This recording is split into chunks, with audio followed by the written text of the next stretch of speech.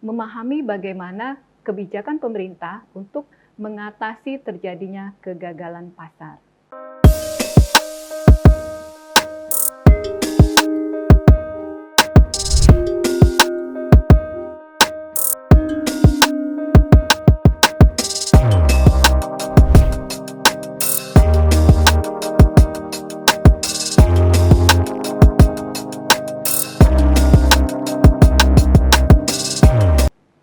Assalamualaikum warahmatullahi wabarakatuh.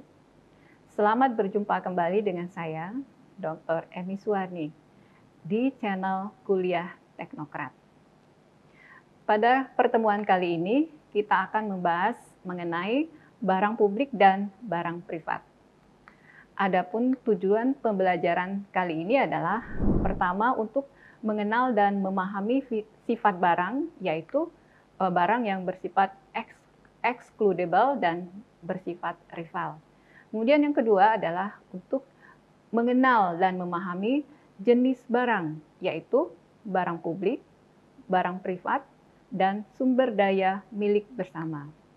Dan ketiga adalah memahami bagaimana kebijakan pemerintah untuk mengatasi terjadinya kegagalan pasar. Baik, kita mulai.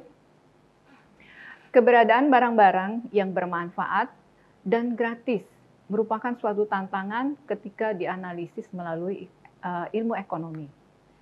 Kebanyakan barang yang terdapat dalam perekonomian dialokasikan melalui pasar, di mana pembeli harus membayar untuk mendapatkan barang tersebut, dan penjual dibayar atas barang yang ditawarkan.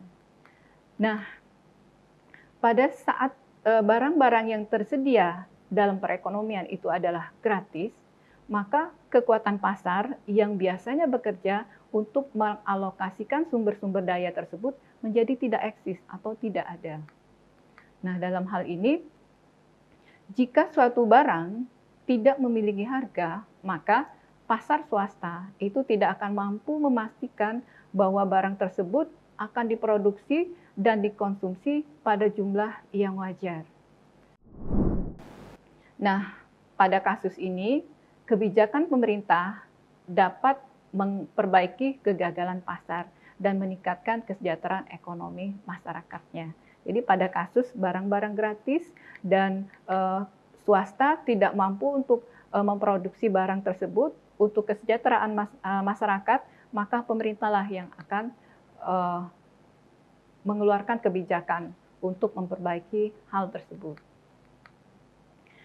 Ketika kita berpikir tentang jenis-jenis barang dalam perekonomian, kita dapat mengelompokkan barang berdasarkan dua ciri, yaitu apakah barang tersebut bersifat excludable, kedua, apakah barang tersebut bersifat rival.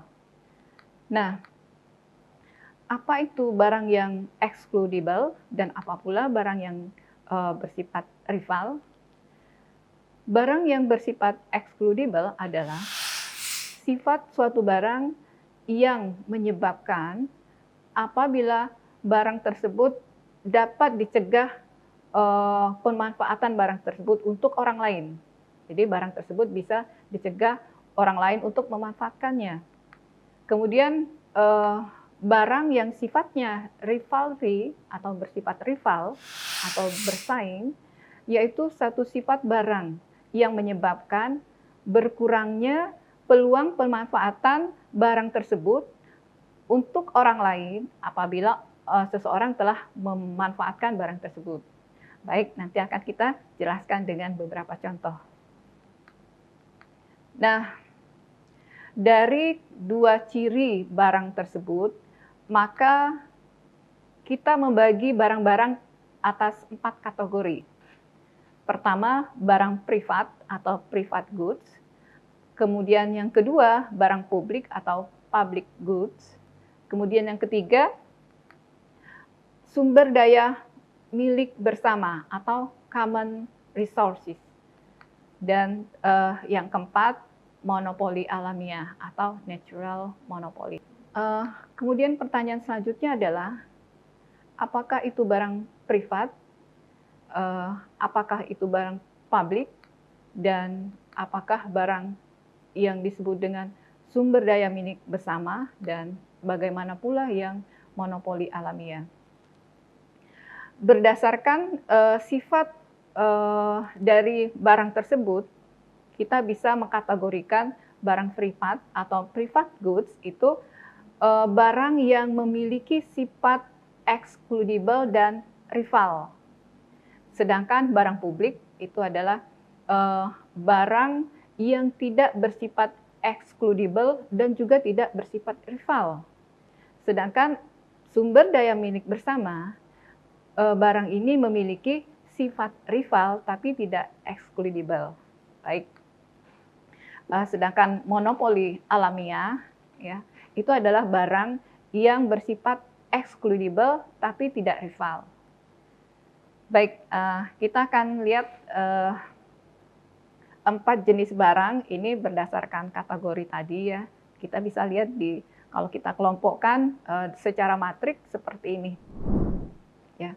Kalau barang privat atau private goods, dia bersifat sini pada sumbu mendatar itu excludable dan sumbu tegak itu sifatnya rival. Nanti dibagi di sini kita lihat bahwa ada kolom-kolom di mana private goods, natural monopolies, common resources, dan public goods. Ya, kita lihat di sini bahwa ada untuk public good dia bersifat rival dan excludable. Tapi untuk common resources dia tidak excludable tapi bersifat rival. Sedangkan barang publik itu tidak excludable dan tidak rival. Sedangkan untuk natural monopolies atau barang yang bersifat monopoli alamiah tidak bersifat rival namun dia bersifat excludable. Baik, untuk contoh barang yang bersifat natural monopolies atau monopolis alamiah, dia tidak bersifat rival, tetapi dia bersifat excludable. Ya, excludable ini artinya kalau kita menikmati atau memanfaatkan barang tersebut akan mengurangi orang lain untuk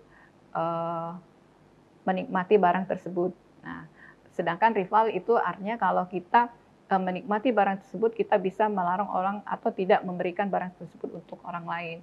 Nah, dalam hal ini monopoli alamiah itu misalnya pemadam kebakaran, ya. Jadi orang yang tidak membayar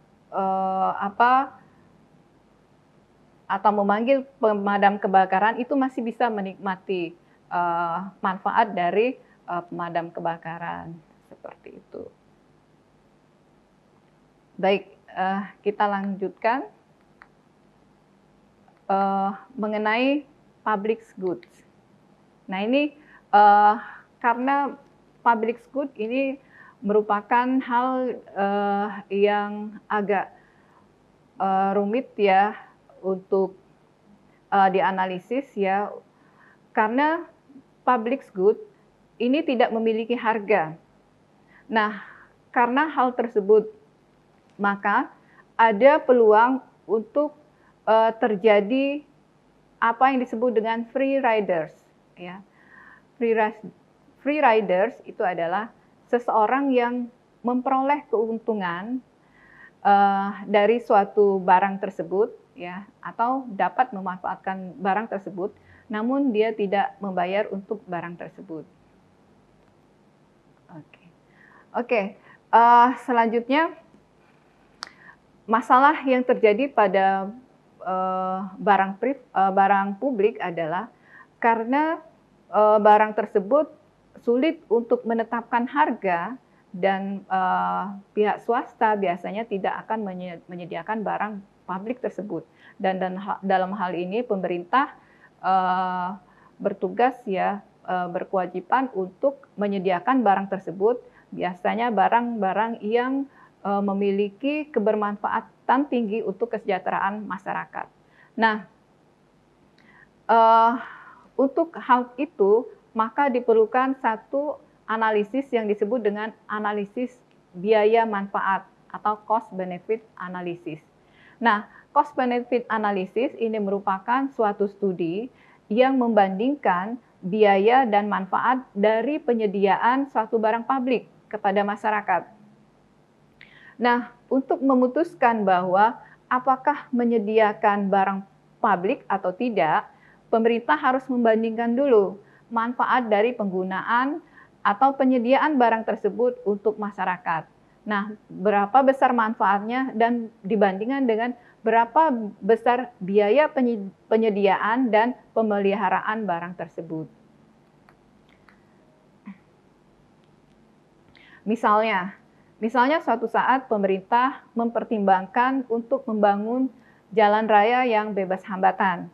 Nah, untuk melaksanakan hal tersebut, pemerintah harus membandingkan manfaat keseluruhan dari barang tersebut. Jadi secara ekonomi, berapa besar kebermanfaatan membangun barang tersebut dibandingkan dengan total biaya pembangunan dan pemeliharaan barang tersebut.